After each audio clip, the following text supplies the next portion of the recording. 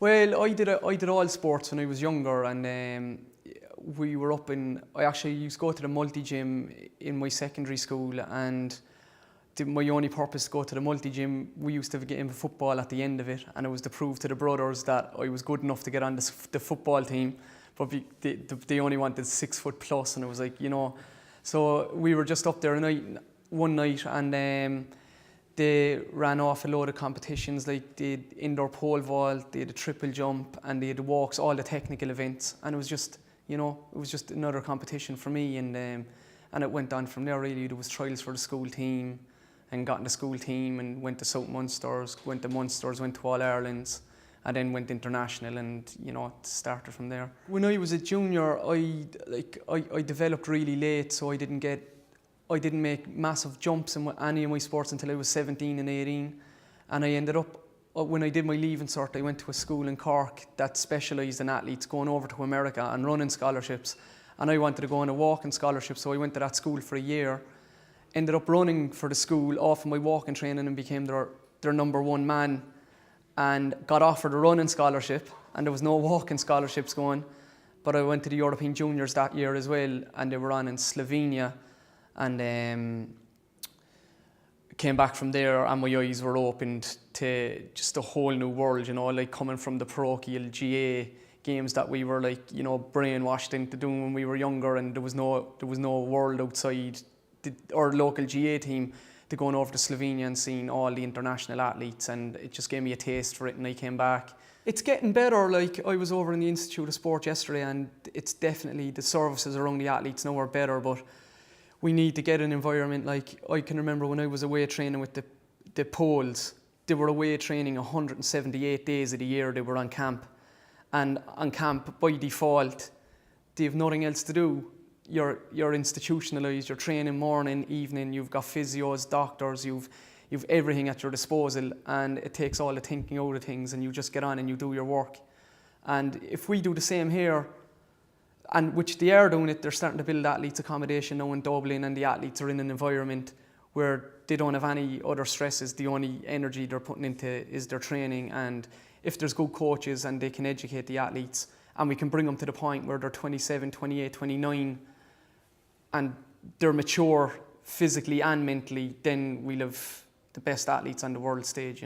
20 and 50 is so different. 20 is very, very aggressive. Like, if anybody's at a 20k walk at a World or Olympic Games, they'll realise how fast and aggressive it is.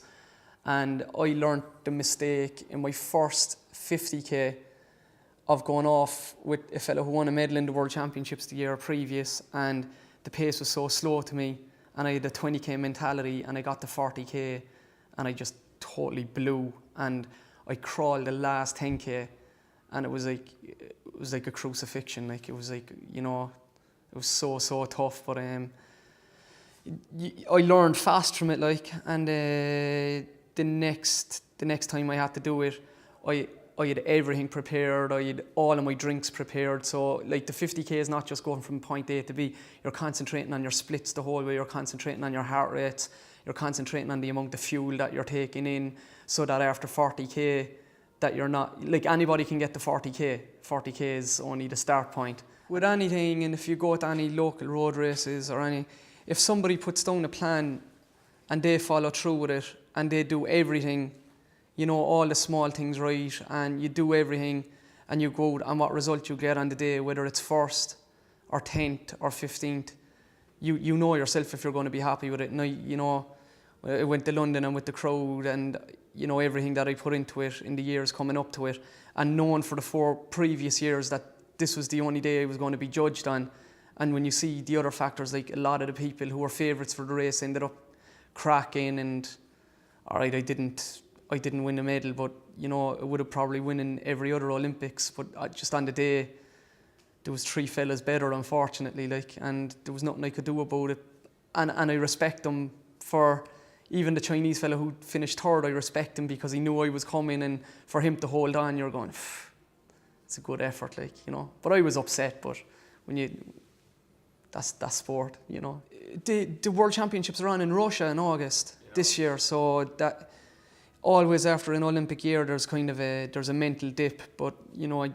this year because they're on in Russia, and Russia is the powerhouse of world walking. To take on the Russians in Russia is like, for me, it's like the Rocky scenario, you know,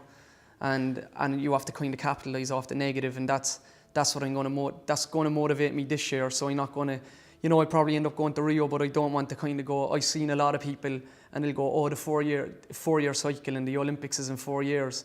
and don't judge me on the first 3 years, which practically is right, and then they won't perform on the 4th year anyway. So you have to have intermediate goals as well. So the World Championships this year is very important to me, you know. Before I magically came upon this machine, I'm after being away in training camps, and with the mileage that I do, and you know, your feet take a hammering, and you know, if you have any calluses or dry skin, and if that builds up in your feet, and you're starting to alter your technique to avoid it, small little things like that, which people wouldn't think are relevant, you could get an injury in your knee or an injury in your hip. And I've gone to the point in the past where nearly shaving my foot with a blade, like, you know, to get the dry skin off, and cutting myself, you know, was like going, it's like the Father Ted scenario, Dougal with the car, I'll just go an extra bit, like, you know. For me, the Micro Pedi Man it's an important tool in my training, because I can just throw it in my bag, and when I'm away, it's, you know, it's a good tool. At night time, just sitting down relaxing, I can just make sure that there's I don't have any build-up of calluses or hard skin in my feet that could lead on to an injury, or, you know, that could alter my technique. So, you know, this device for me, it's great, and it's a good addition to my training setup.